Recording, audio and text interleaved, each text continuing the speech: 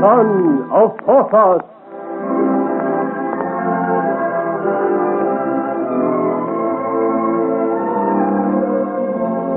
The coach from Nantes is nearing its destination. The next halt will be the capital itself, the adventurous and exciting Paris of 1678. The long, hot summer day is drawing to a close. The sun slants obliquely down on the swaying coach, jolting along over the rough brown road. It has been a long journey and not uneventful. The horses are tired, and at the foot of every hill... Whoa there, whoa! Whoa now! All out, gentlemen. All out here, steep hill ahead. All out now and spare the horses. Grumbling and muttering, the passengers descend, to trudge wearily uphill beside the coach.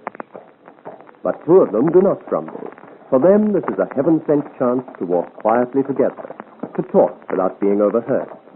Joël and the lovely Aurore de Tremblay walk together like old friends. Does your head still pain you, monsieur? Truly, it was nothing. Naught but a graze. You should not worry over it. It is nothing. I was the cause of it, however unwitting. It would have been a joy to shed all my life's blood on your behalf, mademoiselle. A speech worthy of a courtier, monsieur, but uttered with true country sincerity.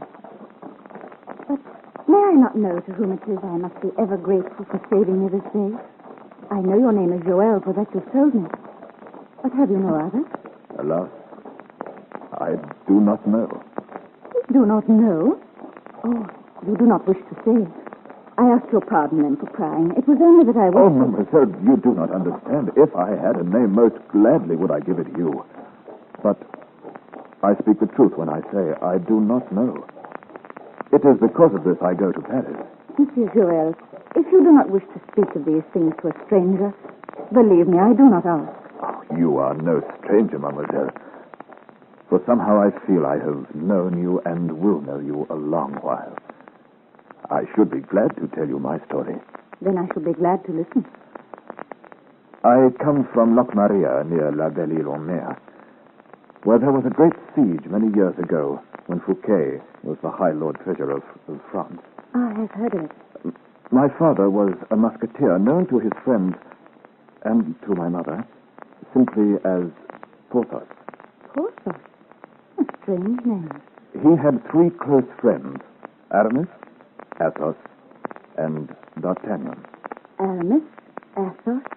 Oh, no doubt these were but cloaks to their real identities. Indeed, that is what I wish to discover, their real identities. For until I know that, I do not know my name. My father, Porthos, disappeared before I was born. My mother believed him killed. She did not know? Never for certain. Proof came but recently. In what manner, monsieur? A very strange manner indeed. You must know that I was involved in a quarrel during which I was taunted with my lack of a name. I should have thought you were not of a size to take such taunts quietly. Indeed, but when the accusation is so true, what was I to reply? They said without a name I had no right to bear a sword. And yet you carry the biggest sword I have ever seen. I did not then. I was so angry at these words, so humiliated by my own impotence, I ran away. I hid myself on the beach at Maria, the very beach where they say this great fight I have mentioned took place. There is a great pile of rocks there, by local legend called the Giant's Tomb. Some great fighter is purported to be buried there.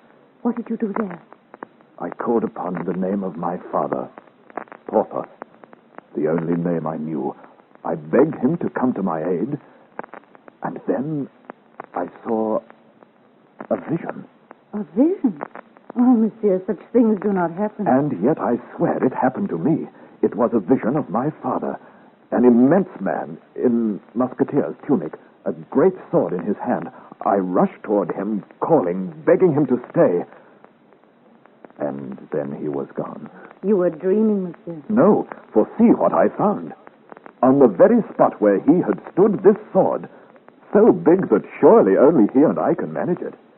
Strange indeed. My mother swears it is my father's very sword. You see the inscription clearly marked, though worn with years. One for all for one. My mother, rest her soul, took this proof her dear Porthos was indeed dead, and she herself died then, for she had no will to live. Poor soul. And you? I go to Paris, with but slender clues, admittedly, but with youth and determination on my side. I go to find myself a name, to find the title hid behind the cloak of Porthos, to prove I am a gentleman by birth, with every right to carry this great sword, which fate and my father have yielded up to me.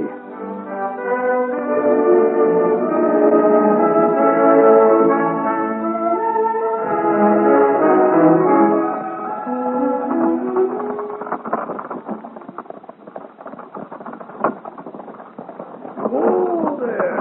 Whoa now! Whoa! Paris, gentlemen! Paris! Then you are here. Oh, it is very dark. But see, there are the twin towers of Notre Dame. Paris. What is the matter, Monsieur Joël? Does the enormity of your search appall you now it comes so close? Indeed. No, it is just that now we must part. But surely not forever. It is only mountains never meet. Then I may see you again? Of course. I go to stay with an elderly and distant relative in the Rue des Tournelles, in the neighborhood of the Palais Royal. Every evening for Vespers, Monsieur Joël, I shall go to the Church of St. Paul. Our church is a public place, Monsieur. Anyone may enter there.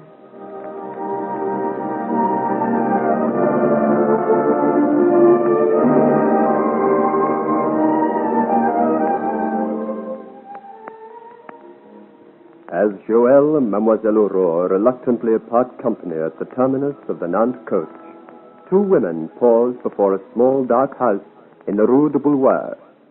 They wear the pointed muslin caps of the middle classes, but there is an unmistakable arrogance in their knock. The door is quickly opened by a silent Negro in oriental costume, and the two sweep in with a courtly dignity. Truly, madame, I do not like this place. I am afraid. Oh, come, Francoise. What talk is this? You normally so tranquil. What has become of your usual common sense? I do not know, madame. Indeed, I don't.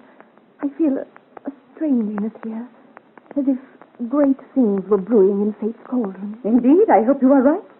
Why otherwise should I, Marchioness de Montespan, undisputed favorite of King Louis XIV of France, why should I wait upon a fortune teller, such as this Thérèse Lesage we now visit? They say she is the daughter of La Voisin. And what of it? La Voisin was burned to death. Someone is coming. How do you do, ladies? For despite your humble garb, ladies. In you I hail birth, beauty, and rank. I hail fortune, which is going to offer its most amazing boon to one of you in making her a queen. A queen? You hear that, Francoise? Am I to be a queen, then? It is you who wishes to be first to question fate. I am the first. Then come with me. You will wait here, Francoise. You will be quite safe, I assure you. And it will be your turn next. Come. I come, mademoiselle.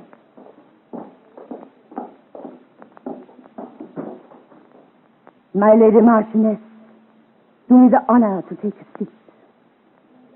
Now, will you deign to show your hand? Yes, it is noble and severe, so graceful in shape and pretty.